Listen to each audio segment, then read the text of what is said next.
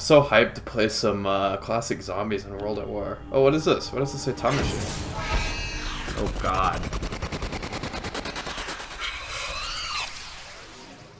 It's 2008 and the world is at war. Everyone's rushing their local quickie mart, just trying to get their hands on the sweet, sweet nectar that is Call of Duty World at War.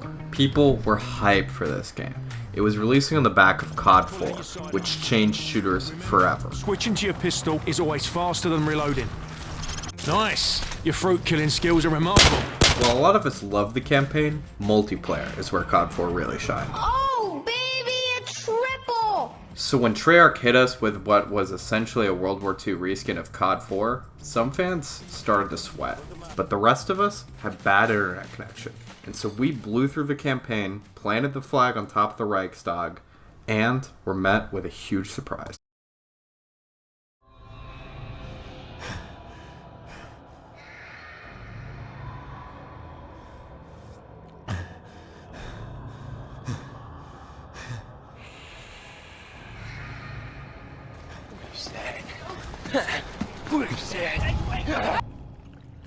Nah, it's redacted zombies. Where World at War's multiplayer failed, this mode succeeded. To this day, there are around 500 people playing World at War Zombies at any given time, but if you look at the multiplayer, there's only 30, and they're all doing this. And seriously, what the hell is this? Say, ooh. I'm not even saying multiplayer was bad. The quickscoping was satisfying, we got things like the World at War quadtage, but seriously, nothing struck a chord with us quite like the game's bonus mode. Let's push the bastards back! Over the next decade, we watched and played as this went from a hidden survival mode to the focal point of one of the most successful video game series in history. And there were plenty of highs and lows along the way, but what I'm really interested in is the journey from this Easy. to this. It's just absolutely insane that this is the same game mode.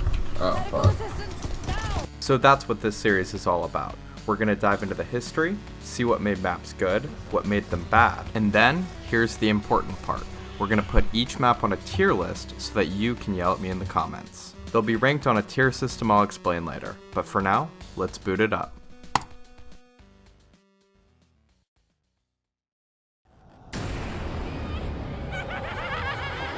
Nacht der Untoten. Given Call of Duty's history at the time, nobody expected this. And there's pretty good reason for that. Treyarch did literally zero marketing for this mode. Great job with the multiplayer ad campaign. Marketing team, go ahead and take the rest of the month off. Even once you bought the game, it wasn't in the main menu. Nacht was locked behind the completion of the campaign in a game most people bought for MP. They did release a trailer, but not until the game had already been out for a month. Naturally, it took weeks for some to figure out about this, but once we did, there was another problem. The player base was made of literal children. So as much as we loved the mode, we were all scared shitless. But you had to nut up quick, because once we did load in, it was all we could talk about. Straight bodybuilding message boards were flooded by zombie fans theorizing. If you shoot the box and spin 3 times, you'll get the ray gun. I think there's a Hitler zombie if you reach round 50. Conversations at school revolved around your highest round and just proving your friends were trash because they died on insta-kill. Oh, I'm dead.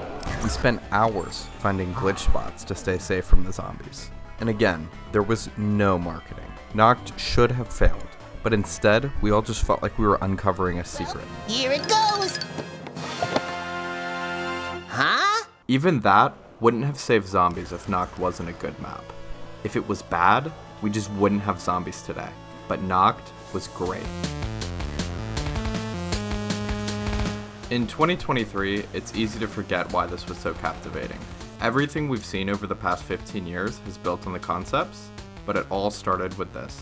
There are so many things we just take for granted now. The point system, wall buys, buyable doors, insta-kill, double points, max ammo, nukes, the mystery box, zombie health and damage system, rebuildable barriers, that random Kar 98K cabinet gun that nobody ever used, the bar that cost an entire month's rent. None of this was guaranteed. All of it was just a few developers capturing lightning in a bottle. A game mode based off of a Flash game, but it translated perfectly, and the game design was on point. Pretty much all we did was camp upstairs by the grenade wall by, just spin in the box, hoping for a Browning or MG42. We literally sat in the same spot every single game, but it didn't matter. We wanted to make it further, and it was so exciting when you did.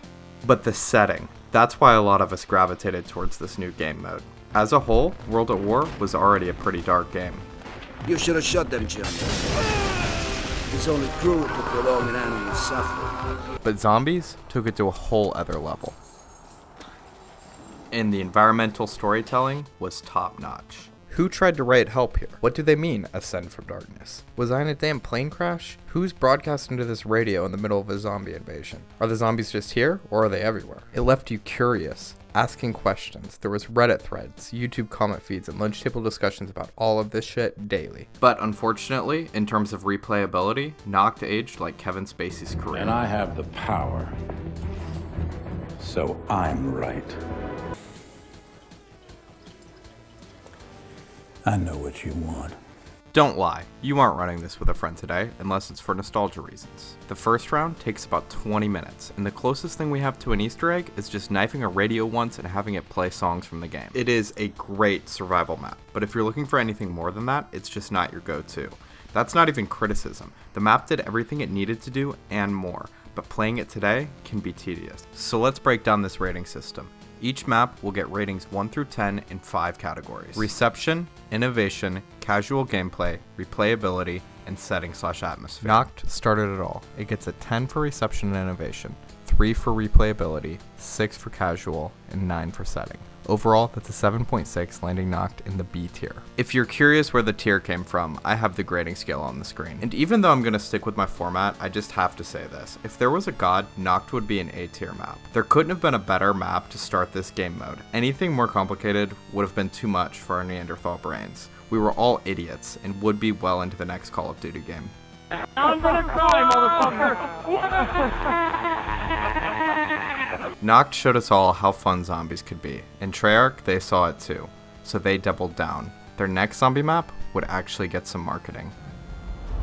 Where the hell did they come from? Not even an hour after the Noct trailer came out, Treyarch would release another, this one teasing the game's first map pack, including a new zombies experience. And I guess it was just a really busy day for the trailer guy. Jesus, he's just dragging things from one screen to the other like it's nothing. Because all in the same day, they also uploaded 2 trailers specific to Verrückt, which if you're counting, that's 4 trailers in one day. I don't understand that marketing strategy, but I guess it worked.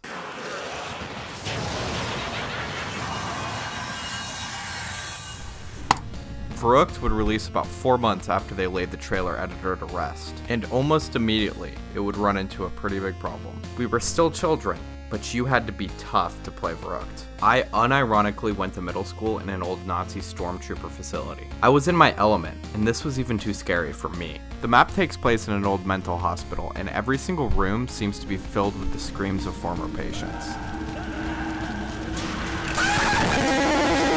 Easy solution. Just play with your friends, right? That'll make it less scary. Nope, Verrückt still found a way to isolate you. It would trap you and your friends on the other side of a door, which would only open once you had turned on power. To do that, you had to explore over half the map. Even today, it's horrifying to boot up Verrückt when you're alone with the lights off. I'm 24 years old and I still piss my pants. It has more in common with Slenderman or Dead Space than it does modern day zombies maps. And by itself, that can be a good thing.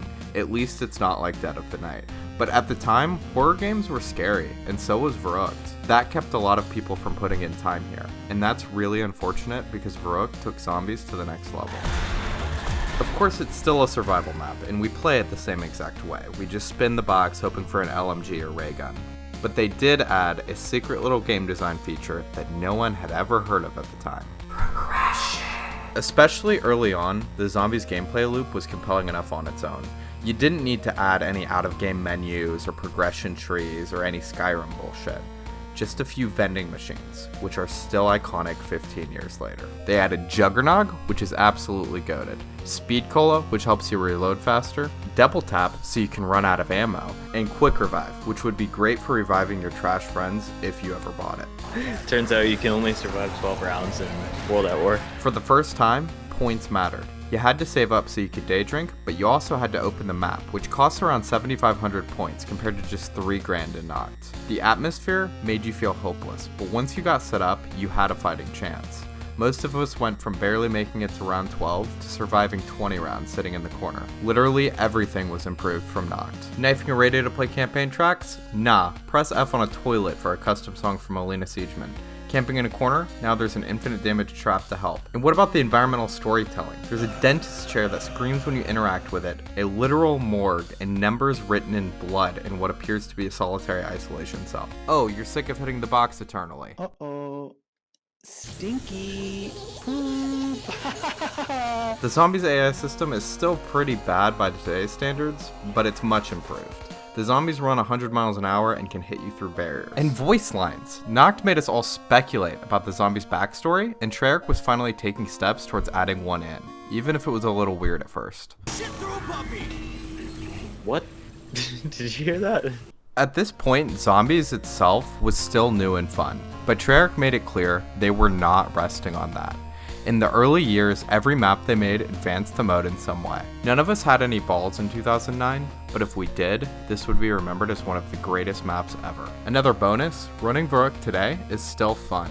Remove nostalgia from the picture, and this is the map people would go to when they're looking for a survival experience. Between the tight corridors and the traps, even high rounds are pretty fun. One mistake and you're done. It's way too hard for me, but you do have a way to kill zombies forever. And expectations were low at the time. No previous COD even had a third game mode, so the fact that there was a second map was enough for us, even if most of us avoided it like the plague. That's why I'm giving it a 7 for reception. It gets a 9 for innovation, 7 for replayability, and 9 for casual. Obviously a 10 for setting. That brings the map to an 8.4, our first A tier map.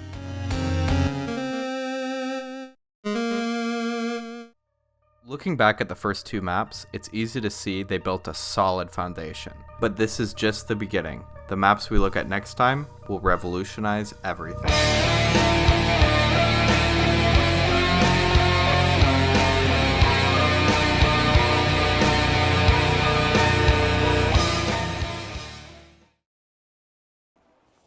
Well, if you made it this far, I want to say thank you for watching, seriously. I've spent years debating doing something like this, and so far, my mom and my sister are like my only subscribers, which is fair because it's my first video, but if you want to help change that, I would really appreciate you. If not, that's cool too. Just yell at me for my opinions in the comments, or like the video, you know, it all helps. I've also got a Twitter and a Discord link below, so you can reach out to me, let me know what you think about the maps. We're going to go 2 at a time from World at War all the way to Vanguard. So this is going to take a while, but I'm planning on releasing these in-depth videos every 2 weeks, and I've got some content planned in between. So there will be plenty of fun stuff for any of you that do decide to subscribe. But other than that, see y'all later.